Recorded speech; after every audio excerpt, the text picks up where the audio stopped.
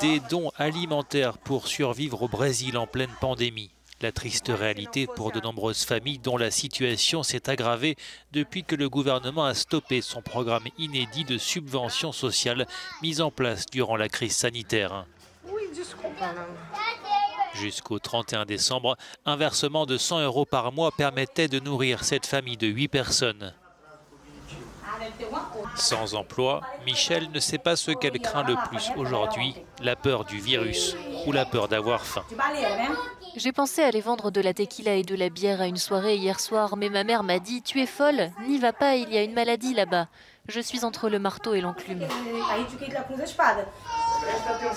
Le programme d'aide d'urgence n'était plus viable selon le gouvernement brésilien qui évoque un trou énorme dans des finances publiques déjà en lambeaux. Conséquence, une bouée de sauvetage a disparu pour quelques 30 millions de familles. L'économie brésilienne s'est contractée de 4,5% l'an passé. Si les indicateurs macroéconomiques indiquent que le Covid-19 a eu un impact moins important que prévu, les économistes préviennent des millions de personnes dans le pays risquent de tomber sous le seuil de l'extrême pauvreté. On a tendance à regarder le PIB et à dire « Oh, il a augmenté de 2%, c'est bien, mais personne ne mange du PIB. Voulez-vous une part de PIB pour le petit déjeuner ?» En 2021, des gens vont entrer dans tous les indicateurs de pauvreté. Ils vont manquer des choses les plus élémentaires pour survivre. Et je ne parle pas de dignité, je parle de survie. Pour tenter d'éviter le pire, des ONG prennent le relais afin de combler le vide laissé par le gouvernement.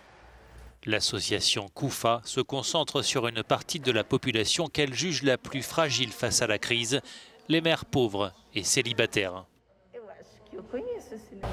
Quelque chose de très symbolique s'est produit ici. La première personne à mourir du Covid à Rio de Janeiro était une femme de ménage.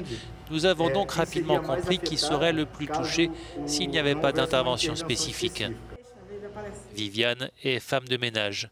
Comme la majorité des personnes venues collecter des dons alimentaires aujourd'hui, elle a perdu son emploi à cause du Covid-19.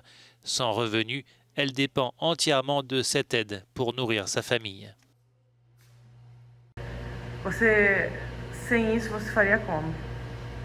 Sans cette aide, j'aurais faim.